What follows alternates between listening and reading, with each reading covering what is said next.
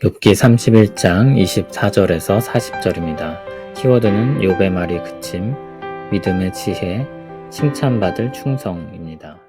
만일 내가 내 소망을 금에다 두고 순금에게 너는 내 의뢰하는 바라 하였다면, 만일 재물의 풍부함과 손으로 얻은 것이 많음으로 기뻐하였다면, 만일 해가 빛남과 달이 밝게 뜬 것을 보고 내 마음이 슬며시 유혹되어 내 손에 입맞추었다면, 그것도 재판에 회부할 죄악이니 내가 그리하였으면 위에 계신 하나님을 속이는 것이리라. 내가 언제 나를 미워하는 자의 멸망을 기뻐하고 그가 재난을 당함으로 즐거워하였던가. 실상은 나는 그가 죽기를 구하는 말로 그의 생명을 저주하여 내 입이 범죄하게 하지 아니하였노라. 내 장막 사람들은 주인의 고기에 배부르지 않은 자가 어디 있느냐 하지 아니하였는가. 실상은 나그네가 거리에서 자지 아니하도록 나는 행인에게 내 문을 열어주었노라. 내가 언제 다른 사람처럼 내 악행을 숨긴 일이 있거나 나의 죄악을 나의 품에 감추었으며 내가 언제 큰 무리와 여러 종족의 수모가 두려워서 대문 밖으로 나가지 못하고 잠잠하였던가. 누구든지 나의 변명을 들어다오. 나의 서명이 여기 있으니 전능자가 내게 대답하시기를 바라노라. 나를 고발하는 자가 있다면 그에게 고소장을 쓰게 하라. 내가 그것을 어깨에 매기도 하고 왕관처럼 머리에 쓰기도 하리라. 내 걸음의 수요를 그에게 알리고 왕족처럼 그를 가까이 하였으리라. 만일 내 밭이 나를 향하여 부르짖고 밭이랑이 함께 울었다면, 만일 내가 값을 내지 않고 그 소출을 먹고 그 소유주가 생명을 잃게 하였다면, 밀 대신에 가시나무가 나고 보리 대신에 독보리가 나는 것이 마땅하니라 하고 욥의 말이 그치니라. 아멘. 욥이 하나님 앞에 살 것을 다짐하며 말합니다. 24절에서 25절은 재물을 의지하지 말 것을 말합니다. 26절에서 28절은 해와 달을 우상으로 삼지 말 것을 이야기합니다. 28절을 보면 그런 것들이 재판에 회부될 죄악이라고 했습니다. 위에 계신 하나님을 속이는 것이라고도 했습니다. 욥은 그렇게 살지 않겠다는 것입니다. 29절에서 30절은 원수를 미워하는 것에 대해 말합니다. 그는 원수의 멸망을 기뻐하는 것도 하나님 앞에 죄악시했습니다. 하나님께서도 악인의 멸망을 기뻐하지 아니하심을 알았기 때문일까요? 욥이 추구하는 신앙은 상당히 높은 곳을 바라보고 있습니다. 사람들이 간과하고 생각지 않을 것까지도 마음에 두고 있습니다. 31절에서 32절은 나그네를 대접하지 않는 죄를 말합니다. 33절에서 34절은 위선에 대한 문제를 말합니다. 겉과 속이 다를 뿐만이 아니라 죄를 감추는 문제입니다. 이렇게 여러 가지 죄악시될 것들을 열거하고 난 후에 욥은 다시 자신이 부딪힌 문제로 돌아옵니다. 누구든지 나의 변명을 들어다오. 이렇게 말하며 하나님의 대답을 바라고 자신의 말을 들어줄 사람을 찾습니다. 35절을 보면 이 모든 욥의 말은 자신의 서명입니다. 자신의 무죄함을 증거하는 것입니다. 37절에서 자신의 걸음의 수효를 알린다고 했는데, 감사를 받는 사람이 자신의 모든 것을 낱낱이 알리는 것과 같습니다. 그러고 나면 왕족처럼 하나님을 가까이 하게 될 것이라고 믿습니다. 38절에서 40절은 자신의 억울함에 대해서 온 자연이 함께 증언해야 할 것을 요구하고 있습니다. 만일 자신이 약속하고 다짐한 것과 달리 악하게 살았다면 저주를 받는 것이 마땅하다고 했습니다. 그런데 만일입니다. 다시 말해 자신은 그렇지 않은데 만일 그런 것이 발견이 된다면 기꺼이 저주와 형벌을 받겠다는 것입니다. 그러나 만일이니 자신이 지금 그렇지 않다는 것인데 온 땅은 자신의 증인이 되어 변호를 해야 된다는 것입니다. 그렇게 긴 욥의 탄식하는 말이 끝납니다. 욥기의 결말을 아는 우리는 욥의 말이 정당하다는 것을 압니다. 욥기 마지막에 가면 하나님이 욥의 정당함을 인증해 주십니다. 욥은 의로운 사람이었습니다.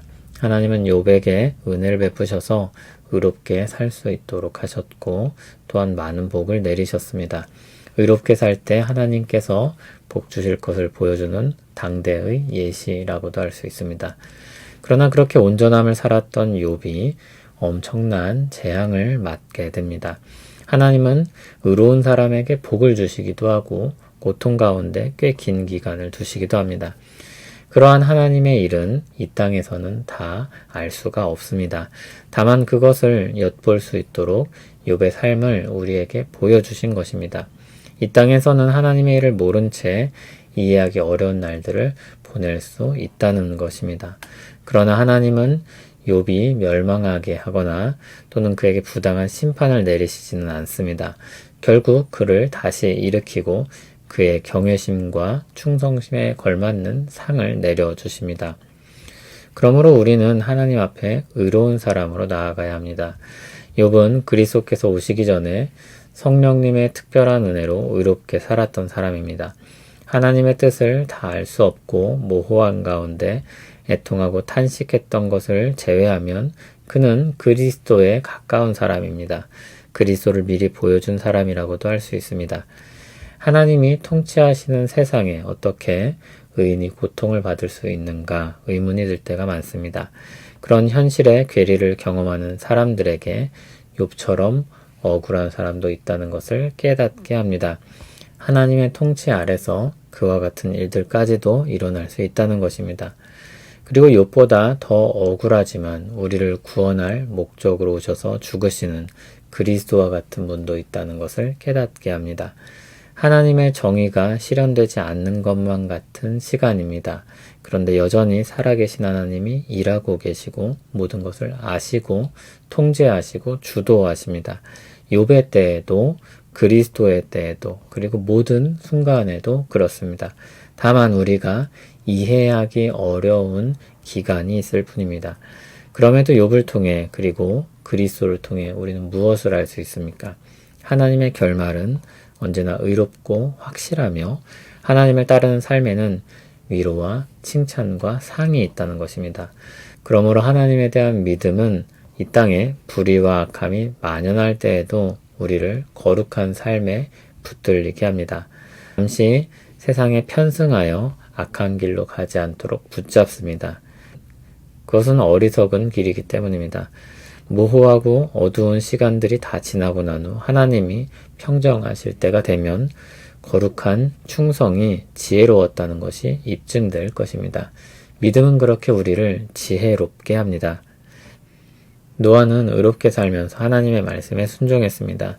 산 위에 배를 만들라는 이상하게 들릴 수 있는 말씀까지 순종했습니다. 사람들은 노아가 배를 만드는 동안 비웃고 조롱했습니다. 그러나 괴롭고 억울하고 창피할 수 있는 그 시간들이 다 지나고 난 후 결국 살아남은 것은 노아입니다. 하나님의 말씀을 따르는 것은 언제나 가장 앞서는 것이며 가장 지혜로운 것입니다. 오늘 거룩하게 살기에 힘쓰는 일이 어리석게 느껴질 때가 있습니다. 그리스도를 믿고 의를 얻은 자로 여기고 그 이름에 걸맞게 의롭게 살기 위해 힘쓸 때 사람들로부터 비웃음과 조롱을 받을 수도 있습니다. 그러나 그것이 가장 지혜로운 삶입니다. 하나님이 칭찬하실 것입니다. 수고했다고 상을 내려주실 것입니다. 믿음으로 충성스러운 이 삶을 계속해 나가는 우리 모두 되길 소원합니다. 하나님 아버지, 우리를 예수 그리스도 안에서 의롭게 하시고 성령님을 보내주셔서 거룩한 열망을 가지고 살게 하시니 감사합니다. 우리에게 주신 그리스도의 이름에 걸맞게 거룩한 성령의 열매들을 맺기를 원합니다. 사랑과 희락과 화평과 오래 참음과 자비와 양선과 충성과 온유와 절제가 우리 안에 풍성한 열매로 맺히길 원합니다. 욥의 다짐과 삶이 이상이 아니라 현실이 되었던 것처럼 우리에게도 우리 신앙이 현실이 되게 하옵소서. 예수님 이름으로 기도합니다. 아멘.